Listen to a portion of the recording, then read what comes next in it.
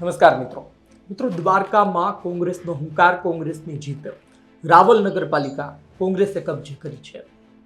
દ્વારકામાં રાવલ નગરપાલિકામાં કોંગ્રેસની મહેનત છેલ્લા ઘણા મહિનાઓથી ત્યાં આટાફેરા, ત્યાં પ્રચાર, ત્યાં સભા અને અંતે નગરપાલિકાનું જે પરિણામ આવ્યું તેમાં 24 બેઠકમાંથી 21 બેઠકમાં કોંગ્રેસની જીત મળી છે. ગુજરાતમાં અન્ય નગરપાલિકાનું પરિણામ ખૂબ જ કોંગ્રેસ માટે ખરાબ આવ્યું છે, પરંતુ રાવલમાં પંજો ચાલ્યો છે. રાવલ નગરપાલિકાની ચર્ચા ગુજરાતમાં થઈ રહી છે. થોડા સમય પહેલા કોંગ્રેસે ત્યાં સભા પણ કરી હતી. પાલાંબલિયા ખેડૂત નેતા છે, એ વિસ્તારથી આવે છે. ખાસ કરી તેમણે ત્યાં ધ્યાન આપ્યું હતું અને સભાઓ, સ્થાનિક મુદ્દાને લઈને સવાલ અને ત્યારબાદ આ સફળતા મળી છે. તમે જુઓ કે કોંગ્રેસની પરિસ્થિતિ ગુજરાતમાં ખાડે ગઈ છે.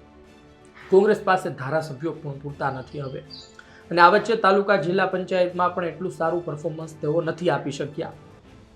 અને નગરપાલિકા તે બનાવે, કોઈ નગરપાલિકામાં એમની સ્પષ્ટ બહુમતી સામે આવે ત્યારે એ સમાચાર બનતા હોય છે. રાવલ નગરપાલિકા તેમાંની એક છે. દ્વારકાની રાવલ નગરપાલિકામાં કોંગ્રેસના નેતાઓ સતત દોડતા હતા, કાર્યકર્તાઓ સતત કામ કરતા હતા. વાત એટલી જ હતી, એમને ખબર હતી કે બસ અમુક મહિનાઓમાં નગરપાલિકાની ચૂંટણી છે, જેટલું કામ કરવું હોય એટલું કરી લો, અને આખરે તેમને સફળતા જોવા મળી રહી છે. દ્વારકા હોય, જામનગર હોય, ત્યાં ભારતીય જનતા પાર્ટી પણ મજબૂત છે. દ્વારકામાં પબુભા માણેક પણ છે, વર્ષોથી જીતે છે. પરંતુ વાત એ છે કે આ નગરપાલિકા ન સાચવી શક્યા, આ નગરપાલિકા ન બચાવી શક્યા. જામનગરના નેતાઓનો પન્નો પણ આ નગરપાલિકામાં ટૂંકો પડ્યો છે.